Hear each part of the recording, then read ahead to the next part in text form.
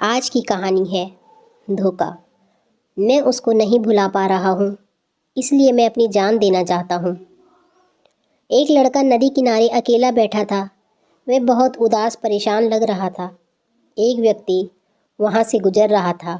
उसकी नज़र उस लड़के पर पड़ी।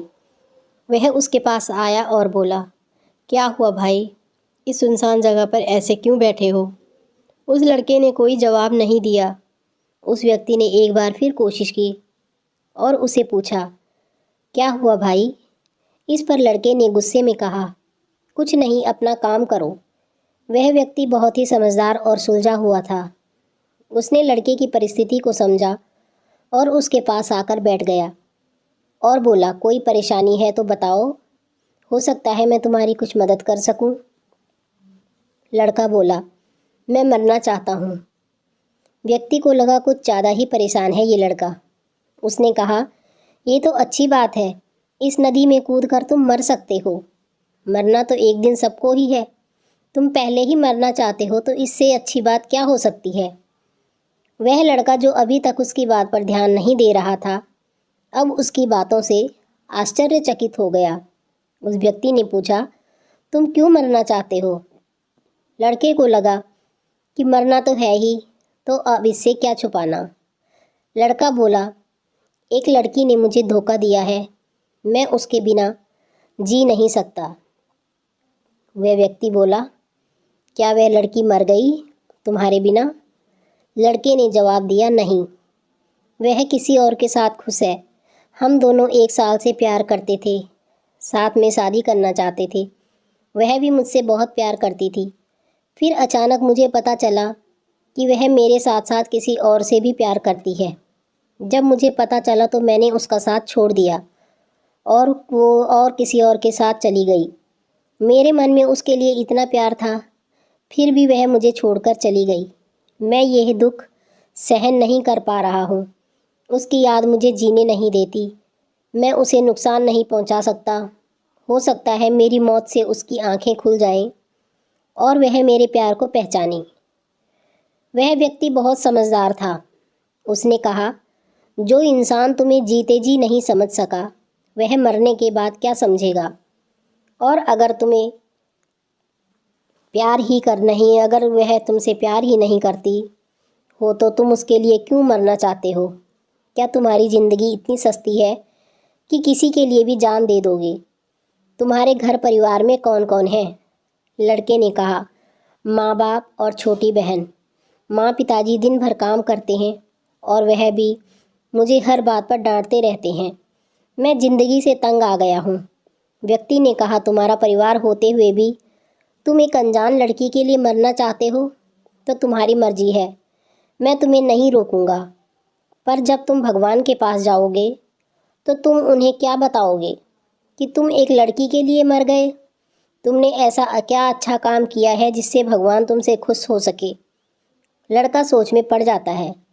इसलिए मेरा कहना है कि तुम मरना चाहते हो तो तुम्हारी ज़िंदगी के 6 महीने तो वह करो जो जिससे सब खुश हो सके, अपने माँ बाप और परिवार समाज के लोगों के लिए कुछ, ताकि मरने के बाद तुम्हें कुछ ना करने का पछतावा ना हो और ठीक 6 महीने के बाद तुम यहाँ आना और आराम से मर जाना। तुम्हें कोई नहीं रोकेगा। लड़के को उसकी बात सही लगी। वैसे भी मरना तो है ही, तो मरने से पहले अच्छे से जी लेते हैं, यह कहकर वह लड़का वहाँ से चला जाता है। ठीक 6 महीने बाद वह लड़का वापस उसी नदी के किनारे आता है, क्योंकि वह व्यक्ति रोज़ उस रास्ते जाता था। उसने देखा लड़का वापस आया है। व्यक्ति ने कहा, क्या हुआ, आ गए मरने के लिए? लड़के ने कहा, जब 6 महीने पहले मैं यहाँ आया था तब बहुत ही उदास और परेशान था। मुझे लगा अच्छा नहीं लग रहा था। हर समय उस लड़की की याद मुझे सता रही थी। पर 6 महीने के बाद मरने का सोच में रुक जाता था। सबसे पहले मैंने माँ बाप को खुश रखने की सोची। पैसा नहीं है मेरे पास। मैंने मजदूरी की, काम किया। पहली बार छोटा बड़ा हर काम करके मैं जब पिताजी के हाथ पर पैसा रखता, सब मुझे पहली बार खुशी का एहसास हुआ। छोटी बहन को उसकी पसंद के कपड़े और खिलौने दिलवाए। उसकी खुशी देखकर मुझे दूसरी बार खुशी का एहसास हुआ। जो लोग मुझसे बात करना पसंद नहीं करते थे, मैंने उनको भी मनाकर सामने से बात की और सबसे दुश्मनी और मन मिटाव ख़त्म किया। तब मुझे खुशी का एहसास होगा। दोस्त, परिवार समाज में इतना घुल मिल गया हूँ कि अब ये 6 महीने कब निकले मुझे पता भी नहीं चला।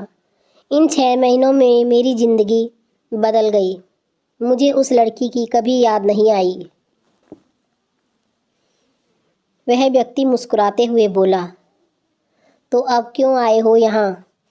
लड़के ने कहा, आपका धन्यवाद देने। जब मैं मरने के लिए आया था तब आपने ही मुझे सही राय देकर मुझे मरने से नहीं बचाया, बल्कि मुझे नई ज़िंदगी भी दी। मैं बहुत ही मामूली सी बात भी नहीं समझ पा रहा था कि जो इंसान मेरा है ही नहीं, उसके लिए मैं उन लोगों को छोड़कर जा रहा था जो मुझे बहुत प्यार करते हैं। इन 6 महीनों में मैंने कभी उस लड़की की तरफ नहीं देखा, फिर भी मैं खुश था। व्यक्ति ने पूछा, लड़की का क्या हुआ? तो लड़का बोला, दोस्त बता रहे हैं कि जिससे वह प्यार करती थी उस लड़के ने उसे भी धोखा दिया है और वह वापस मुझसे बात करना चाहती है। पर इस बार मैं धोखा नहीं खाने वाला। मैंने उसे साफ मना कर दिया। घर वालों ने मेरे लिए एक बहुत अच्छी और सुंदर लड़की ढूंढी है। मेरी उससे शादी है जिसमें आपको ज़रूर आना है। यह कहते हुए दोनों आपस में गले लग जाते हैं। दोस्तों, अगर आपको कहानी अच्छी लगी हो तो कमेंट करके ज़रूर बताइएगा और लाइक ज़रूर कीजिएगा और चैनल को सब्सक्राइब ज़रूर कीजिएगा। Thank you.